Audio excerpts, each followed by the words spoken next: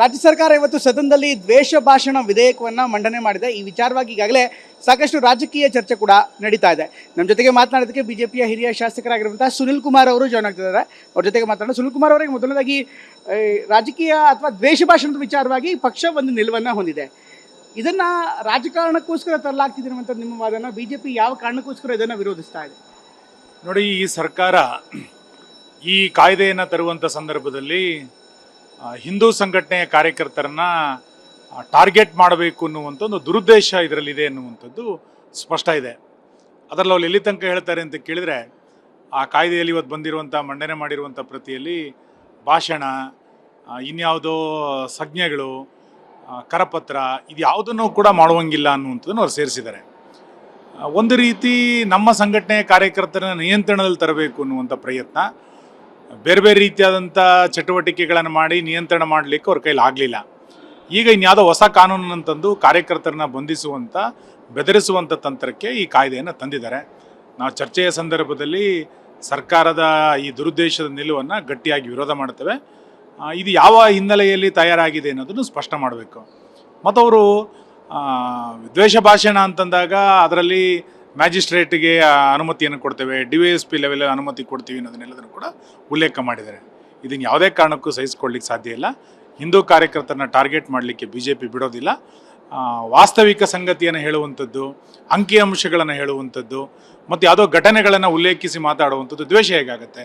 ಇದಕ್ಕೆ ಒಂದು ಪಾಯಿಂಟ್ ಇದೆ. ಈಗ ಸರ್ಕಾರ ಹೇಳ್ತಾ ಇರುವಂಥದ್ದು ಅಥವಾ ಸಚಿವರು ಪ್ರಿಯಾಂಕ್ ಖರ್ಗೆ ಅವರು ಮಾಧ್ಯಮಕ್ಕೆ ಮಾತಾಡ್ತಾ ಹೇಳ್ತಾ ಇರುವಂಥದ್ದು, ಸುಪ್ರೀಂ ಕೋರ್ಟ್ನ ಆದೇಶ ಇದೆ, ಸುಪ್ರೀಂ ಕೋರ್ಟ್ನ ಆದೇಶಕ್ಕೆ ಪೂರಕವಾಗಿ ನಾವು ಕಾನೂನನ್ನು ತರ್ತಿದ್ದೀವಿ, ಯಾರ್ದೋ ದ್ವೇಷಕ್ಕೋಸ್ಕರ ಅಥವಾ ಯಾರನ್ನೋ ಟಾರ್ಗೆಟ್ ಮಾಡಿ ನಾವು ಮಾಡ್ತಾ ಇಲ್ಲ ಅಂತ ಬಂತು. ನೋಡಿ, ಅದರಲ್ಲಿ ಅವರು ಭಾಳ ಸ್ಪಷ್ಟ ಹೇಳಿದ್ದಾರೆ. ದ್ವೇಷ ಅಂತಂದರೆ ಏನು ಅನ್ನೋದಕ್ಕೆ ಅವರು ಡೆಫಿನಿಕೇಶನ್ ಕೊಟ್ಟಿದ್ದಾರೆ.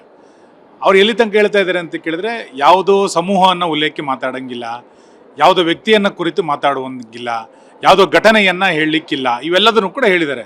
ಇತಿಹಾಸದಲ್ಲಿ ನಡೆದಂಥ ಘಟನೆಗಳನ್ನು ಎಲ್ಲ ಸಂದರ್ಭದಲ್ಲೂ ಕೂಡ ನಾವು ಉಲ್ಲೇಖ ಮಾಡಲೇಬೇಕು.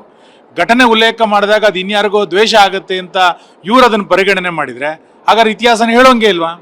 ಅಂಕಿಅಂಶಗಳನ್ನು ಉಲ್ಲೇಖ ಮಾಡೋಂಗೆ ಇಲ್ವಾ? ಅಂದರೆ ಕಾನೂನಿನ ಚೌಕಟ್ಟನ್ನು ಪ್ರಯೋಗ ಮಾಡಿ ಇದನ್ನು ಹತ್ತಿಕ್ಕುವಂಥ ಪ್ರಯತ್ನವನ್ನು ಮಾಡಿದ್ದಾರೆ. ಸರ್ಕಾರಿ ಆವರಣಗಳಲ್ಲಿ RSS ಶಾಖೆಯನ್ನು ನಿರ್ಬಂಧಿಸಬೇಕು ಅಂತ ಹೇಳಿ ಹೊರಟು ಹೈಕೋರ್ಟ್ನಲ್ಲಿ ಅವ್ರಿಗೆ ಹಿನ್ನಡೆ ಆಯಿತು. ಅದರ ಮುಂದುವರೆದ ಭಾಗ ಈ ಕಾಯ್ದೆಯನ್ನು ತರಲಿಕ್ಕೆ ಹೊರಟಿರುವಂಥದ್ದು. ನಾನು ಸರ್ಕಾರಕ್ಕೆ ಕೇಳ್ತೇನೆ, ನೀವು ಸಾರ್ವಜನಿಕ ಜಲಗಳಲ್ಲಿರುವಂಥ ಈ ರೀತಿ ಭಾಷಣಗಳನ್ನು ನೀವು ಯಾರೋ ಒಬ್ಬರು ಅಧಿಕಾರಿ ನಿಮ್ಮನ್ನು ಹೇಳ್ತಾರೆ, ಹಾಗಾದರೆ ಮಸೀದಿಯ ಒಳಭಾಗದಲ್ಲಿ ಪ್ರತಿ ವಾರ ದ್ವೇಷ ಭಾಷಣಗಳೇ ನಡೆಯುತ್ತೆ ಅಂತೇಳಿ ಸಾರ್ವಜನಿಕರು ದೊಡ್ಡ ಪ್ರಮಾಣದಲ್ಲಿ ಮಾತಾಡ್ತಿದ್ದಾರೆ. ಇದನ್ನು ನಿಯಂತ್ರಣ ಮಾಡಲಿಕ್ಕೆ ನಿಮ್ಮ ಹತ್ರ ಏನು ವ್ಯವಸ್ಥೆ ಇದೆ? ನಿಮ್ಮ ಈಗಿರುವಂಥ ನಿಮ್ಮ ಪ್ರತಿನಲ್ಲಿ ಅದಕ್ಕೇನು ಉಲ್ಲೇಖ ಇಲ್ಲ. ಹಾಗಾದ್ರೆ ಅದಕ್ಕೆ ಯಾರು ಅಧಿಕಾರ ನೇಮಿಸ್ತೀರಾ? ಇಂಡೋರ್ನಲ್ಲಿ ಭಾಳ ದೊಡ್ಡ ಪ್ರಮಾಣದಲ್ಲಿ ಪ್ರಚೋದನೆಯನ್ನು ಕೊಡ್ತಾ ಇರುವಂಥ ಮಸೀದಿಗಳಿಗೆ ಇವ್ರ ನಿಯಂತ್ರಣ ಏನಿದೆ? ಇವೆಲ್ಲವೂ ಕೂಡ ಚರ್ಚೆಗೆ ಬರಬೇಕಾಗತ್ತೆ.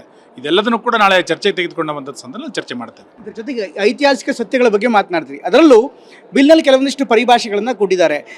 ಕಲಿಕೆಗೆ ಪೂರಕವಾಗಿದ್ದರೆ, ಸಕಾರಾತ್ಮಕವಾಗಿದ್ದರೆ, ವೈಜ್ಞಾನಿಕವಾಗಿದ್ದರೆ ಅಥವಾ ಇತಿಹಾಸದ ಭಾಗವಾಗಿದ್ದರೆ ಅಂಥದ್ರಲ್ಲಿ ಯಾವುದೇ ರೀತಿಯಂಥ ಸಮಸ್ಯೆ ಇಲ್ಲ ಅನ್ನುವಂಥ ಉಲ್ಲೇಖವನ್ನು ಕೂಡ ಮಾಡಿದ್ದಾರೆ. ಅಂದರೆ ಇದರ ಮೂಲಕ ಸರ್ಕಾರ ಹೇಳ್ತಾ ಇರುವಂಥದ್ದು ಒಂದು ಐತಿಹಾಸಿಕ ಸತ್ಯಗಳನ್ನು ಹೇಳೋದಕ್ಕೆ ಯಾವುದೇ ಅಭ್ಯಂತರ ಇಲ್ಲ, ಆದರೆ ಅದು ಕಲಿಕೆಗೆ ಪೂರಕವಾಗಿರಬೇಕು ಅಂತ ಹೇಳ್ತೀವಿ. ನೋಡಿ, ಇದನ್ನು ಈಗ ಅಧಿವೇಶನದಲ್ಲಿ ಅಥವಾ ಬಾಯಿ ಮಾತಲ್ಲಿ ಹೇಳ್ಬೋದು. ಕೊನೆಗೆ ಇದನ್ನು ಜಾರಿ ತರುವಂಥದ್ದು ಅಲ್ಲಿರುವಂಥ ಸ್ಥಳೀಯ ಅಧಿಕಾರಿಗೆ ಇದಕ್ಕೆಲ್ಲ ರೀತಿಯಂಥ ಅನುಮತಿಯನ್ನು ಕೊಟ್ಟರೆ, ಅವನು ಜಿಲ್ಲಾ ಉಸ್ತುವಾರಿ ಸಚಿವರು ಹೇಳಿದ ಮಾತನ್ನು ಇನ್ಯಾರೋ ಅಧಿಕಾರಿ ಹೇಳಿದಂಥ ಮಾತನ್ನೇ ಕೇಳ್ತಾನೆ ವಿನ ಕಾಯ್ದೆ ಏನು ಹೇಳುತ್ತೆ ಅನ್ನೋದನ್ನು ಕೇಳೋದು ಭಾಳ ಗೌಣ ಆಗುತ್ತೆ. ಇಂಥ ಸಂದರ್ಭದಲ್ಲಿ ಅಧಿಕಾರಿಗಳು ಇದರ ದುರುಪಯೋಗನ ಭಾಳ ದೊಡ್ಡ ಪ್ರಮಾಣದಲ್ಲಿ ತೆಗೆದುಕೊಳ್ತಾರೆ. ಅಧಿಕಾರಿಗಳು ಮತ್ತು ಪೊಲೀಸ್ ಬಲದಿಂದ ಹಿಂದೂ ಸಂಘಟನೆಯ ಕಾರ್ಯಕರ್ತರನ್ನ ಹತ್ತಿಕ್ಕಬೇಕು ಅನ್ನುವಂಥ ಒಂದು ಹುನ್ನಾರ ಇದರಲ್ಲಿ ಅಡಗಿದೆ ಎನ್ನುವಂಥದ್ದು ಸ್ಪಷ್ಟ. ಕೊನೆ ಪ್ರಶ್ನೆ, ಈಗ ರಿಜಿಸ್ಟರ್ಡ್ ಆ್ಯಂಡ್ ಅನ್ರಿಜಿಸ್ಟರ್ಡ್ ಸಂಸ್ಥೆಗಳನ್ನು ಕೂಡ ಈ ವ್ಯಾಪ್ತಿಗೆ ತಂದಿದ್ದಾರೆ. ಇತ್ತೀಚೆಗೆ RSSನ ರಿಜಿಸ್ಟ್ರೇಷನ್ಸ್ ಬಗ್ಗೆ ಕೂಡ ಸಾಕಷ್ಟು ದೊಡ್ಡ ಮಟ್ಟಿಗೆ ಚರ್ಚೆ ಆಗಿತ್ತು. RSSನ ಟಾರ್ಗೆಟ್ ಮಾಡಲಾಗ್ತಿದೆ ಅಂತ ಅನ್ಸುತ್ತಾ? ಅವ್ರು ಹೇಳ್ತಾ ಇರುವಂಥ ಯಾವುದೋ ವ್ಯಕ್ತಿ ಒಂದು ಸಂಘದ ವೇದಿಕೆಯಲ್ಲಿ ಬರ್ತಾನೆ, ಆ ಸಂಘಕ್ಕೆ ಸಂಬಂಧ ಇಲ್ಲದೆ ಇರ್ಬೋದು, ಆತ ಹೇಳಿದಂಥ ಮಾತು ಪ್ರಚೋದನಕಾರಿಯಾಗಿದ್ದರೆ ಆತನು ಕೂಡ ಅಕೌಂಟಬಲ್ ಅಂತ. ನೋಡಿ, ಸರ್ಕಾರ ಇದೊಂದು ಅಘೋಷಿತವಾದಂಥ ತುರ್ತು ಪರಿಸ್ಥಿತಿಯಲ್ಲಿ ಕೊಟ್ಟಿರುವಂಥದ್ದು.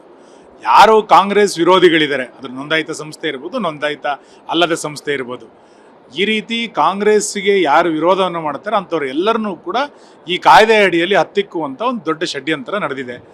ಖಂಡಿತ ಈ ಬಲೆನೊಳಗೆ ಅವಳೇ ಸಿಗಾಕ್ಕೊಳ್ತಾರೆ. ಈ ಬಲೆನಲ್ಲಿ ಅವರೇ ದೊಡ್ಡ ಪ್ರಮಾಣದಲ್ಲಿ ಬೆಲೆಯನ್ನು ತರ್ತಾರೆ. ಇದು ನಿಶ್ಚಿತ. ಈ ಕಾಯ್ದೆಯ ಕುರಿತಂತೆ ಸಂಪೂರ್ಣವಾದಂಥ ಚರ್ಚೆಯನ್ನು ಅಧಿವೇಶನದೊಳಗೆ ನಾವು ಮಾಡ್ತೇವೆ. ಧನ್ಯವಾದ. Thank you. ಇದಿಷ್ಟು ಶಾಸಕರಂತ ಸುನಿಲ್ ಕುಮಾರ್ ಅವರು ಹೇಳ್ತಾ ಇರುವಂಥ ಮಾತು. ಕ್ಯಾಮ್ರಾಮ್ಯಾನ್ ಪ್ರಾಣೇಶ್ ಜೊತೆ ಪ್ರಮೋದ್, TV9 ಬೆಳಗಾವಿ.